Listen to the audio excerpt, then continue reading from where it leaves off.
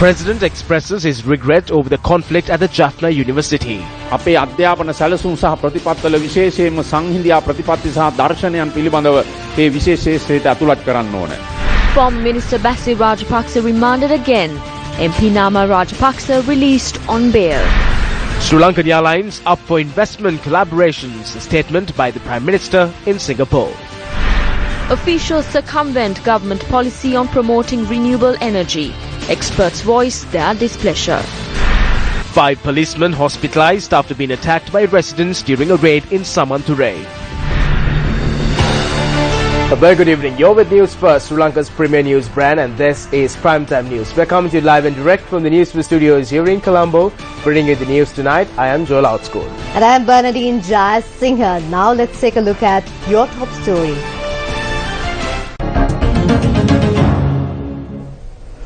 President Maithripala Sirisena says all education institutions, including the country's universities, must be transformed into centres of reconciliation. The President made this statement at an event held in Kilinochchi this morning. The German Technical Training Institute in Kilinochchi was declared open by President Maithripala Sirisena today.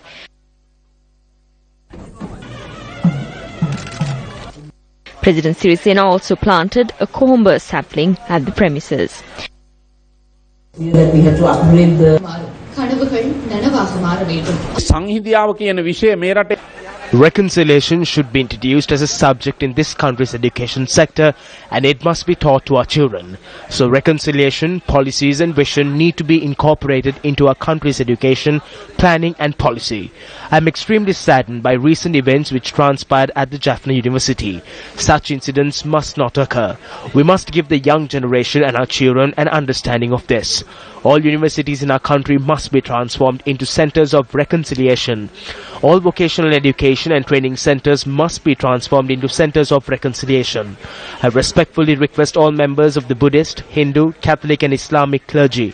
I hope that they will fulfill their responsibility to national reconciliation.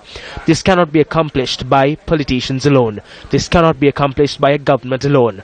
The commitment of all the country's citizens and institutions is needed for this. President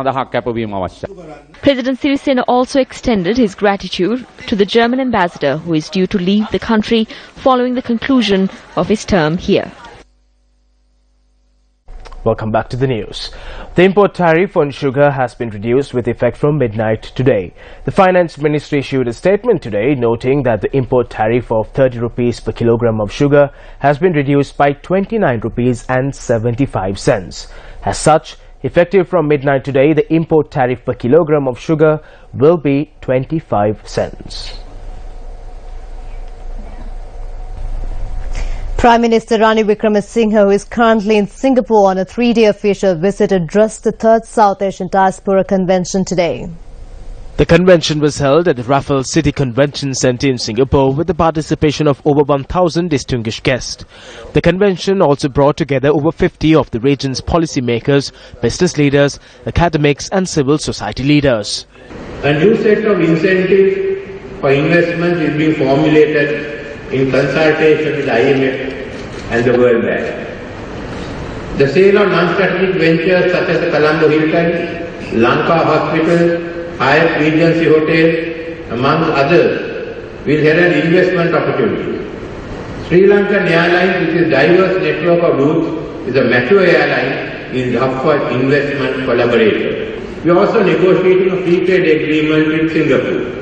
As you know, Singapore has a comprehensive economic partnership agreement with India. By next year, the Singapore-India CEPA, the Indo-Lanka ETCA and the Sri Lanka-Singapore FTA will enable the southern sub-region of South Asia and Singapore to establish tripartite arrangements for trade and investment.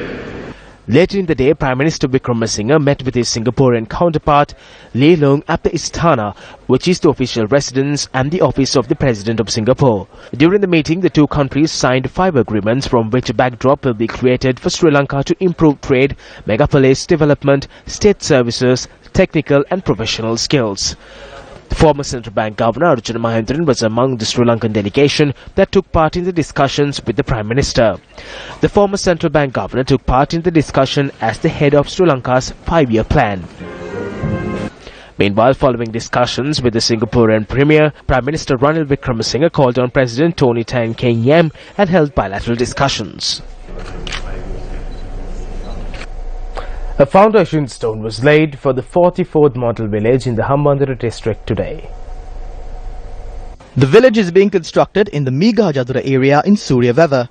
Minister of Housing and Construction Sajith Premadasa laid the foundation stone to the model village and presented concessionary housing loans and land deeds to 75 owners. In the recent past, what did you receive instead of Udagammana? An international cricket stadium which is in ruins. The estimate for the project was 1.6 billion. However, the actual cost was 4.2 billion. We are providing housing loans worth 300,000 rupees. Now imagine how many houses could have been constructed with the money used for the cricket ground. However, they wasted 4.2 billion on a so-called international stadium. However, it has become a political ruin today. There are attempts being made today to provide the stadium for weddings in order to come up with the money to maintain the stadium.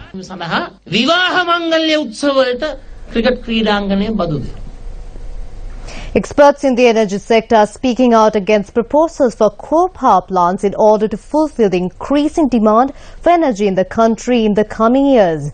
This comes in the wake of a warning from engineers that if the Sampur coal power plant is not built, the country will face power cuts in 2018.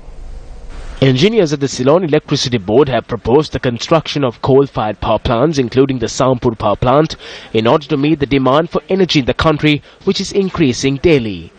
The Sampur power plant, which is expected to supply 1,000 megawatts to the national grid, is to be constructed in 2 phases of 2 500 megawatt power stations. While the first phase of the power plant was to be completed by 2018, construction has been stalled at present. Against this backdrop, electrical engineers warn that an energy shortage could arise in 2018 and that this could lead to widespread power cuts. This is a very unfortunate thing for Sri Lanka. We have this knowledge, we have those facilities, but we don't apply them. We are waiting till somebody comes and unloads some load of junk on us, instead of looking at the resources that we have, looking at our intellectual resource that we have. And in that way, I think the comments by the institutional engineers is very worrisome, because they should have looked at all these alternatives in much wider forum than what happened, and should have come up with answers, harnessing the expertise that they control through their membership, so that we charter a much better future, not dependent on outside parties and not dependent on any dirty fuels, which is possible for us. These plans are already being formulated, although CEB seems to go counter to the national policies, but those things are possible, and that's the way we need to go. What I'd like to say is that to set up a coal power plant, it takes minimum 6 years. So even if we decide that we want to go ahead with the project, it will be 2022 or 2023 when the power plant will become operational.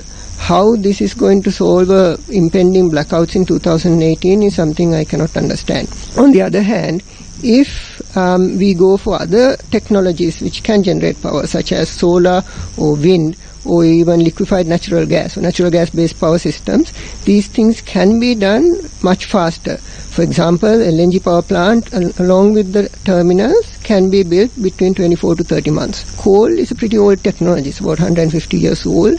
As engineers, what we should look at is how do we do something new? How do we use newer power sources, newer methodologies and technologies to generate power? We don't need engineers to come and say, what worked in 150 years old is still the only way to go forward. Coal power has no future because for 2 reasons. For us, Sri Lanka, we don't have coal mines. So any construction regarding coal power is of no use, because we need to import more and more coal power in the future as well, as we are witnessing real corrupt issues in current days regarding the coal supply and the quality of the coal power plant in Puttalam. The current Sri Lankan program is to get rid of coal power, which has another issue which linked with climate change, which creates number of the natural disasters. While engineers continue to keep faith in coal power plants, as per the government's stated policy, Sri Lanka should adopt 100% renewable energy by 2030.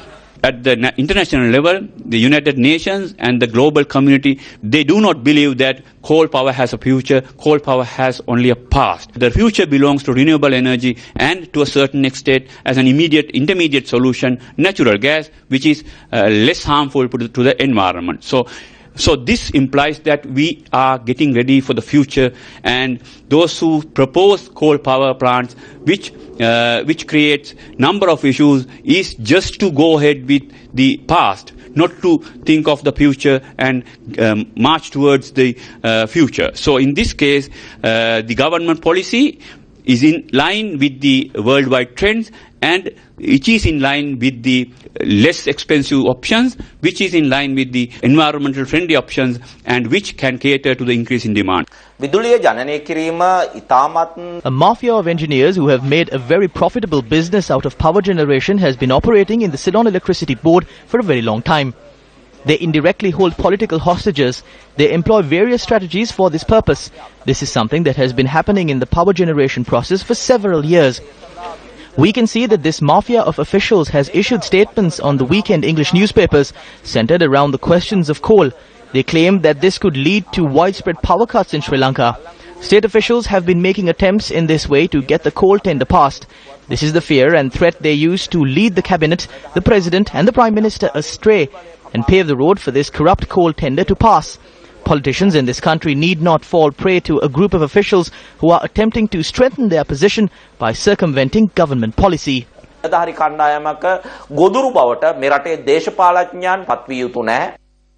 Welcome back to the news. On to a story that made it to the headlines this evening. 5 police officers have been injured following an alleged clash between a group of police officers and area residents of Senkal, Samanture. The police say that the clash transpired when the police had attempted to arrest a suspect. The police officers who sustained injuries during the clash have been admitted to the Samanture base hospital. Police say that 5 area residents connected to the incident have been arrested. The anti-corruption unit of the Ampara division took measures to plant an informant in the area following a tip-off received of a drug racket being carried out. According to the police, a group of police officers who attempted to arrest the suspects were attacked. We live amidst much difficulties. We don't even have a house of our own. While leading such a life, they brought in a stash of ganja from someone else and arrested my children for that. Without even considering whether they are women or men, they beat them and remanded them. They entered and started beating us up. They took away our belongings and started beating us. They started attacking our children when we attempted to flee. An order was issued by the Samanture Magistrates Court to release one of the suspects on bail as he was a juvenile, while the other suspects were ordered to be remanded until the 1st of next month. One person was killed in a shooting which took place in the Watugedera area in Ambalangura this morning. Police said that the victim was a businessman residing in the Watugedera area in Makuladuwa. The victim, who is a businessman connected to the hotel industry, has been identified as Madhuage Sarath. According to our correspondent, the businessman was travelling from his residence in Watugedera to Makuladuwa area on his motorbike when he was shot by armed motorcyclists who had approached from the Balapitia area. The shooting had taken place at around 11 this morning. The armed assailants had fired 13 shots at the victim, of which 3 had hit. The victim, who suffered serious injuries, died upon admission to the Balapitia hospital. The victim was a 52-year-old father of 2. His elderly brother was also shot and killed 4 years ago.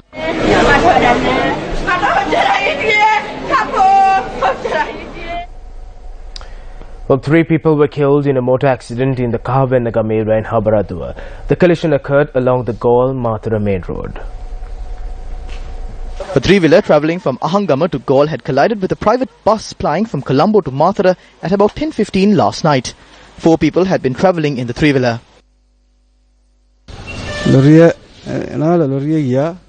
I saw a lorry coming around the bend. After the lorry passed, there was a bus parked there with the lights turned off. The girl said, "Manju Mama, the 3-wheeler has crashed."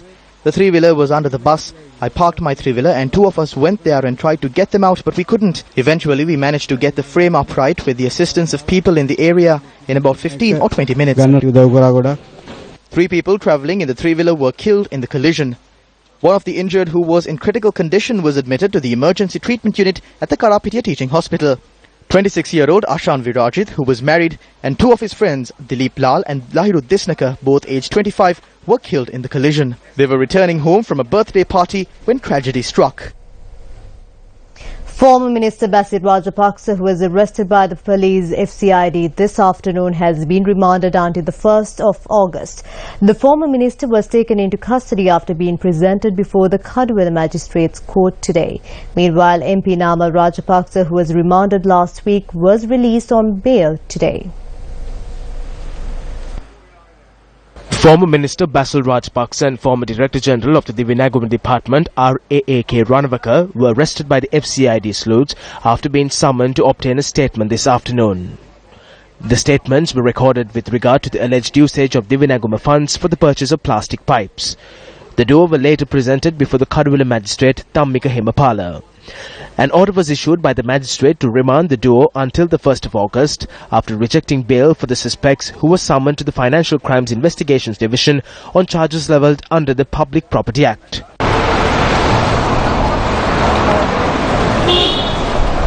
On the 22nd of April 2015, Basil Rajapaksa was arrested in connection to the usage of Divinaguma funds worth 20 million rupees to print 5 million almanacs. He was later released on bail by the Kadwela Magistrates Court. He was once again arrested by the police FCID on the 12th of May in connection to a deal concerning a plot of land in the Mathura area. He was later released on bail. On the 6th of June, Basil Rajapaksa was arrested by the FCID in connection to purchasing a plot of land from the Malvan area in Gampaha. He was later released on bail. The prison's bus, which was transporting Basil Rajapaksa following the court orders, met with an accident as it was exiting the court complex.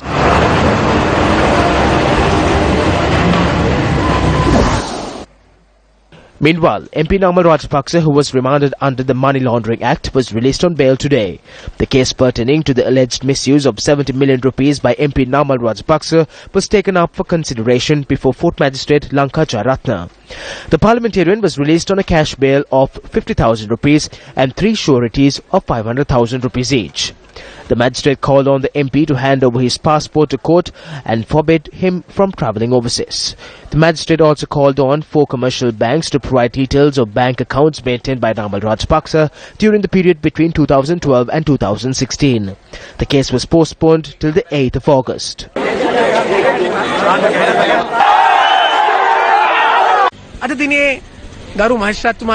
Attorneys representing the suspects admitted to court that on the previous occasion, officers of the Financial Crimes Investigation Division had covered up a letter from the directors of the Krish company instead of presenting it to court. The magistrate raised a clear question here regarding why the testimony from the directors of the Krish company was not included with the testimony of the other witnesses.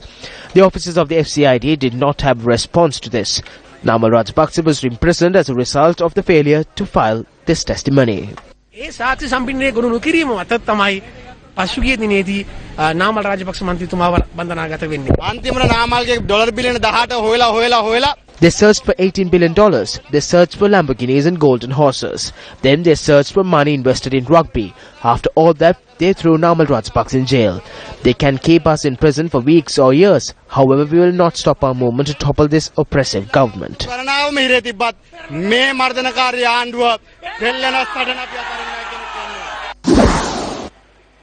The request made by the FCID to issue a warrant for the arrest of former Sri Lankan ambassador to Russia, Udhyanga Weeratunga, was rejected today. An arrest warrant was requested as Udhyanga Weeratunga failed to appear before court in connection to an alleged irregularity said to have taken place during the purchase of MiG fighter jets in 2006. Rejecting the request, Port Magistrate Lanka Jaratna called on officials to liaise with the Ministry of Foreign Affairs and to ensure that summons are dispatched to the overseas residents of Udhyanga Weeratunga. The case was postponed till the 26th of September. In more local news, Isuradeva Prayer, the Chief Minister of the Western Province, convened a media briefing at the Provincial Council Auditorium in Bathramulla today. We know what the non-SLF peers in the joint opposition have said. They were all against Basil. But we were surprised when we went to Badulla and saw the manner in which these people, who were not from our party and who were against him in the past, acted. How is it that the opinion of the leaders in our alliance, who pointed the finger at Basil, claiming that he was the cause of the former president's defeat, has suddenly changed? There has to be some sort of conspiracy behind this. We know that politically, every time the SLFP has been divided, Basil Rajapaksa has been behind it. Basil Rajapaksa is the person who handles all the decision making and the finances. Are we the only ones who conspired, saying we have had enough of Basil Rajapaksa? So why are the people who conspired against him now acting with him to divide the party? Our party has a leader now, and that leader is the president of the country. ඇයි මේ පක්ෂය බෙදන්න දෙන්නේ? දැන් පක්ෂයට නායකයෙක් ඉන්නවා. ඒ නායකයා රටේ ජනාධිපති. අද විපක්ෂයේ මෙහෙවන්නේ Several major parties are steering the opposition today. It is not good to let this crisis continue in this way. There are two sides of the crisis. If a swift resolution is not reached, then the SLFP supporters are the ones who will be in a difficult position. A group within our party is attempting to split the SLFP. Sometimes leaders are defeated. It is the responsibility of everyone else to assist and support President Maithripala Sirisena to carry the party forward. ආධාර උපකාර කිරීම තමයි අනිත් අයගේ යුතුයකම. An endeavor to shape tens of thousands of shapeless lives. The Gammadda 100-day initiative. With the people, for the people. See with your heart and not your eyes. Be a part of a life-changing moment.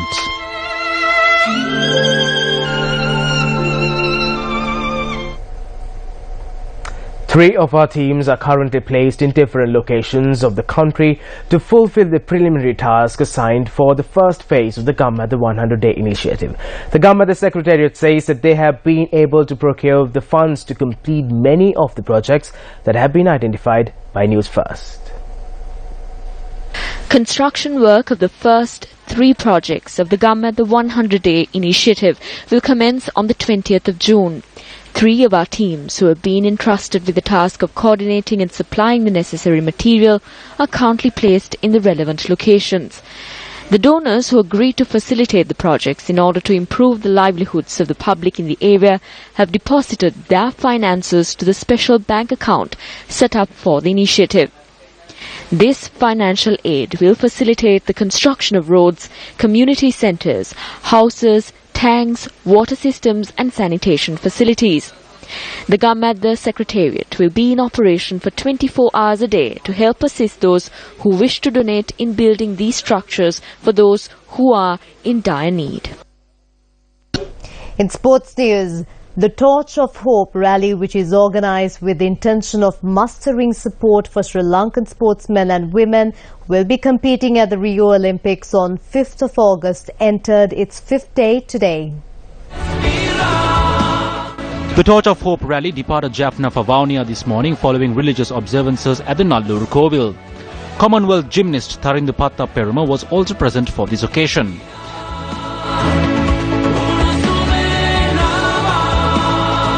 The vehicular parade carrying the Torch of Hope commenced from the Durepa Stadium in Jaffna.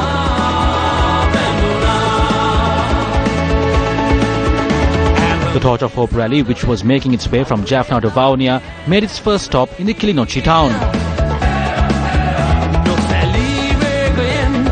The rally received a raucous welcome from school students upon its arrival.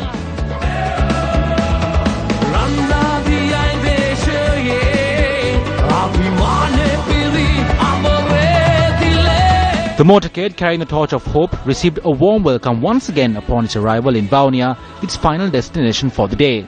The conclusion of the day's journey was marked with a colourful ceremony which was held in close proximity to the Vavuniya District Secretariat. Tomorrow, the Torch of Hope rally is set to travel via the Horopatana town and make its final stop in Trincomalee. And shifting to some cricket news, the Indian Supreme Court has barred ministers and bureaucrats from holding posts in the Board of Control for Cricket in India, or BCCI, as part of administrative reforms in the world's richest national cricket body. The Indian Supreme Court accepted most of the recommendations of the Lodha Committee, a three-member panel it had appointed to look into the functioning of the BCCI, which is perceived as a cash-rich but opaque body run by politicians and businessmen. In their report submitted in January, former Chief Justice of India R.M. Lodha and two of its colleagues recommended age and tenure restrictions for top officials and cooling-off period between successive terms for top officials, among others. In other recommendations, all of which would have to be implemented within 6 months by the BCCI BCCI, the panel wanted the board to be brought under the Right to Information Act, which would allow citizens to access information held by the board. Well, St. Thomas's College Mount Lavinia clinched victory in the Under-19 All-Ireland Inter-School Tennis Championship. CIS Colombo emerged runner-up, while Royal College Colombo was second runner-up. With that, we wrap up Primetime News. I'm Bernadine Jai Singha. And I'm Joel Outskoon. Take care. Good night.